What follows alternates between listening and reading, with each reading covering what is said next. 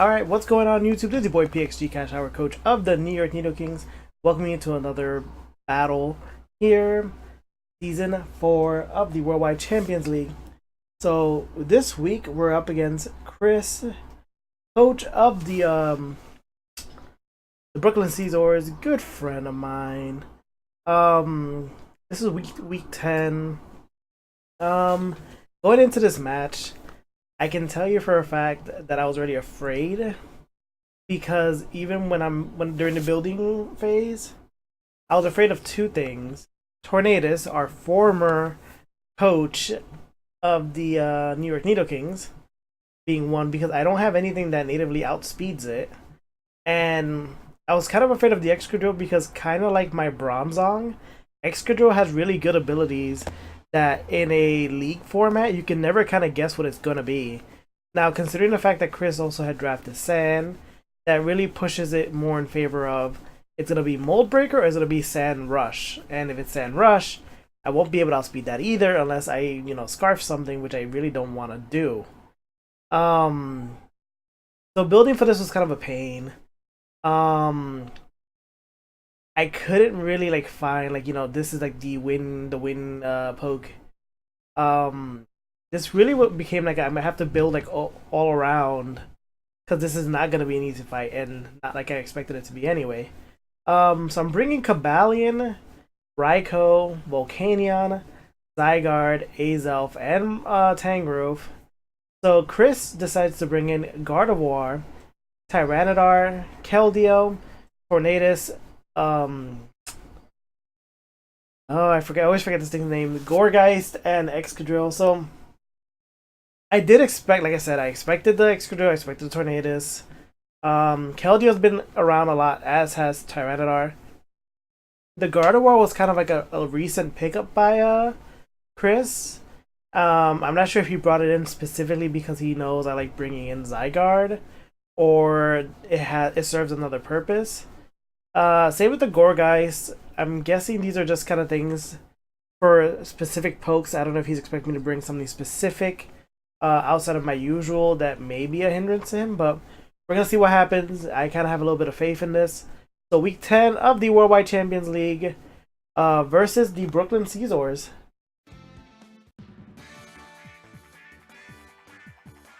If you guys haven't figured out by now, I actually like this song now, so you may be hearing it a lot. Alright, so he leads off with Gardevoir. I lead off with Cobalion. Right off the bat, I already feel like I have a good positioning. I know he's probably gonna switch out. I don't think he's gonna let me kill this thing easily. Yep. He goes into Gourgeist. Guess he wants to see what I'm carrying. Finds out I'm carrying the Shuka Berry. Go for the Iron Head. Gourgeist able to take the hit.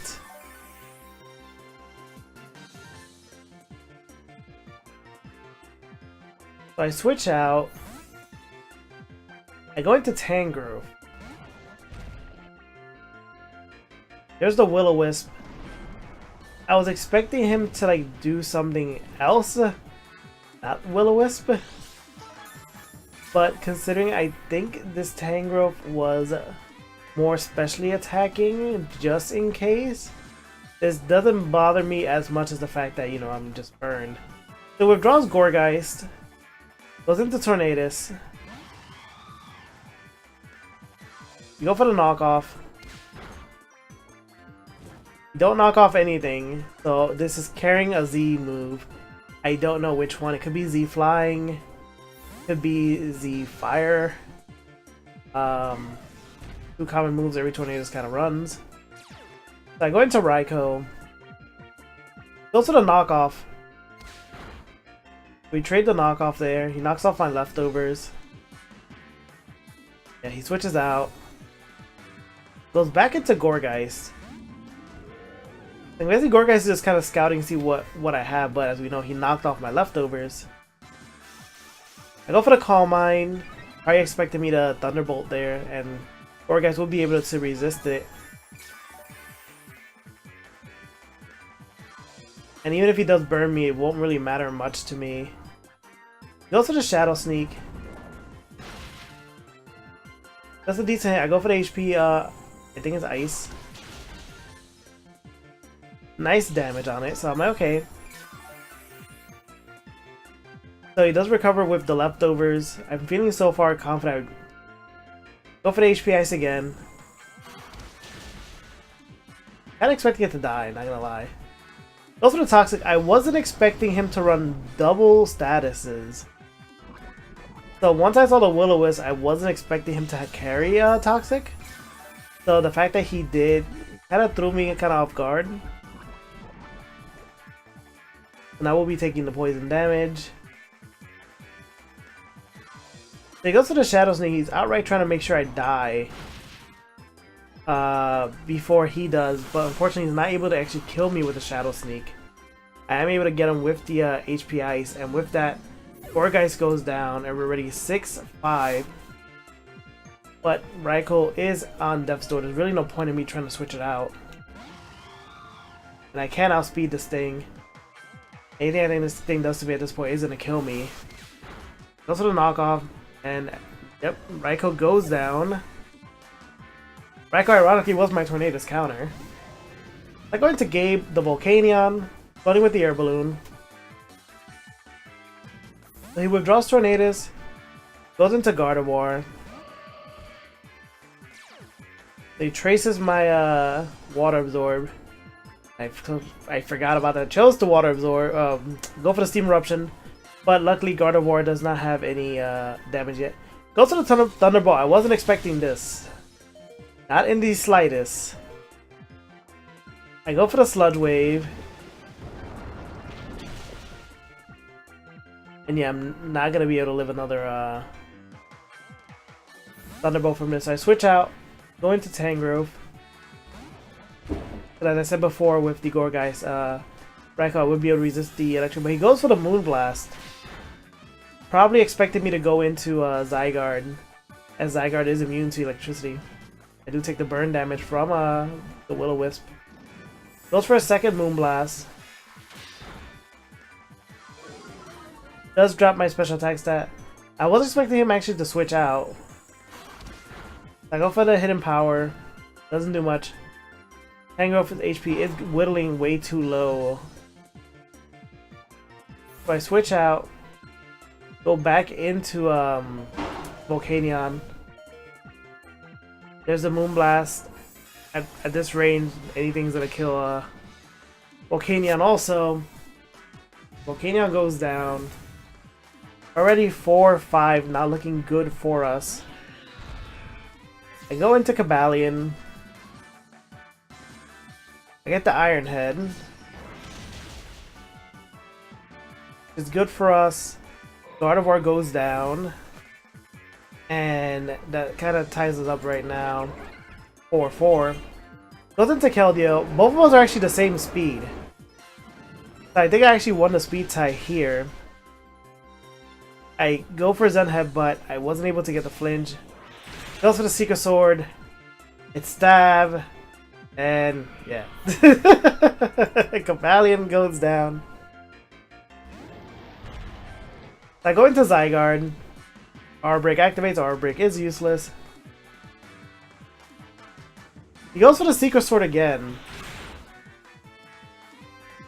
So I know I'm able to actually live it because I know usually he runs some kind of choice item on Keldeo. I'm guessing this is Specs because of how much damage that actually did.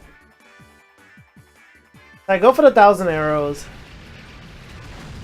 Hasty to try to switch out, and I know at that range I was able to actually get the kill. It was a crit. Crit didn't matter. I don't think it did. So we're tied up 3-3. Goes into T-Tar. Here's the Sandstream. I go for the 1,000 Arrows. And it lived, and it wasn't focus sashed. I think that probably lived at 1 HP. That had to have lived at 1 HP. It really had to. I need to go ask see what HP that lived at. But Zygarde goes down.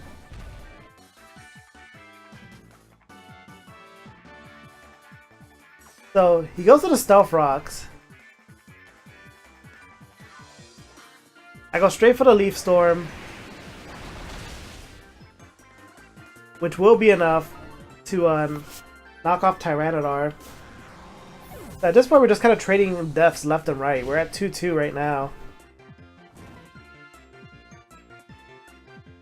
Take damage from the Sandstorm and the Burn.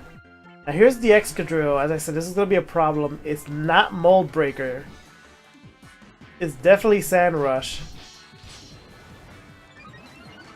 He goes for the Swords Dance.